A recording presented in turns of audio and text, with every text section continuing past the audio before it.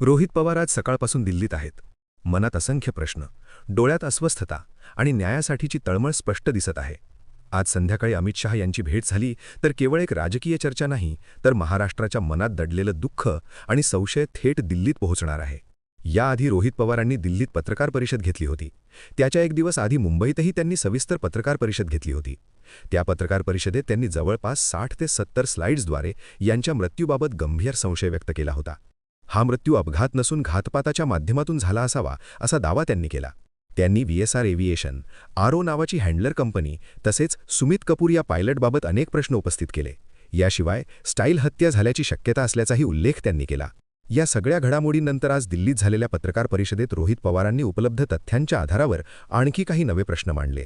त्याचबरोबर पिंकी माळी या फ्लाईट अटेंडंटच्या वडिलांनी केलेला महत्त्वाचा दावा समोर आल्यामुळे ही घटना अधिक गांभीर्याने पाहण्याची गरज असल्याचं त्यांनी सांगितलं.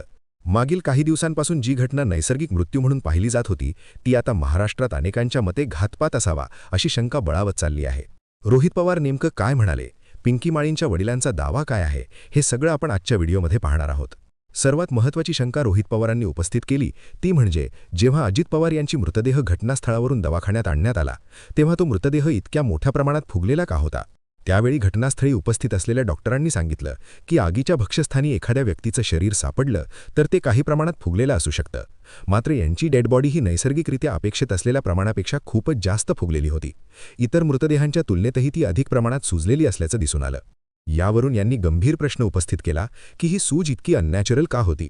यामागे घातपाताचा काही प्रकार असू शकतो का, की ही घटना वेगळ्या पद्धतीने अंमलात आणण्याचा कोणी प्रयत्न केला होता का.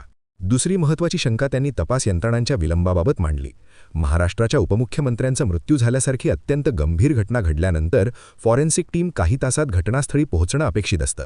रोहित पवार म्हणाले की आम्ही पुण्याहून बारामतीला साधारण 2 ते 2.5 तासात पोहोचतो, मात्र त्या दिवशी आम्ही अवघ्या 1 तासात बारामतीत पोहोचलो. तरीही फॉरेन्सिक टीमला किमान 3 तास लागले असते, तेही समजू शकलं असतं. पण प्रत्यक्षात फॉरेन्सिक टीम संध्याकाळी सुमारे 6 वाजता घटनास्थळी पोहोचली.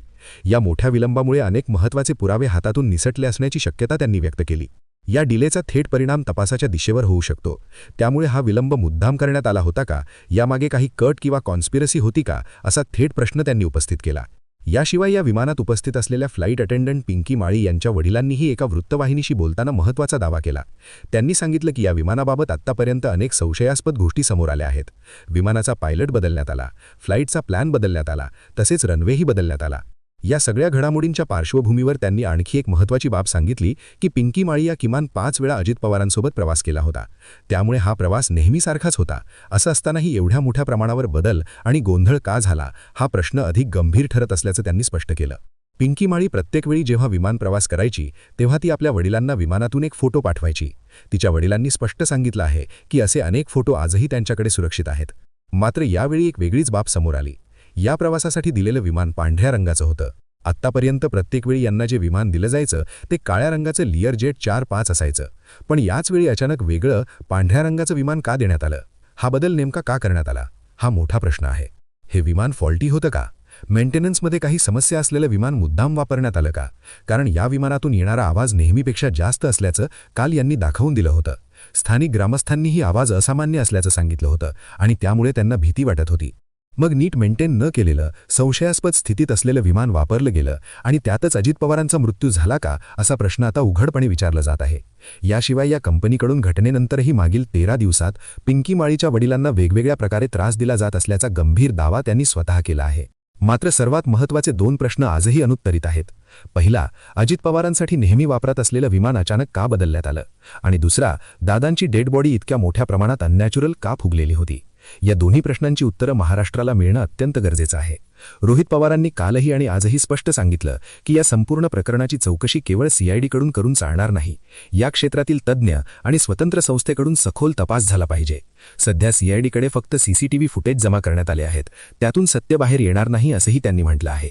आता प्रश्न तुमच्याकडे आहे, या संपूर्ण प्रकरणात तुम्हाला किती टक्के वाटतं की हा घातपात होता, की तुम्हाला ही घटना नैसर्गिक वाटते? तुमचं मत कमेंट्समध्ये नक्की सांगा. व्हिडिओ आवडला असेल तर लाईक करा, चॅनलला सबस्क्राईब करा. पुन्हा भेटू पुढच्या व्हिडिओमध्ये. तोपर्यंत पाहत रहा द उमेश मुंबईवाला. जय हिंद, जय महाराष्ट्र.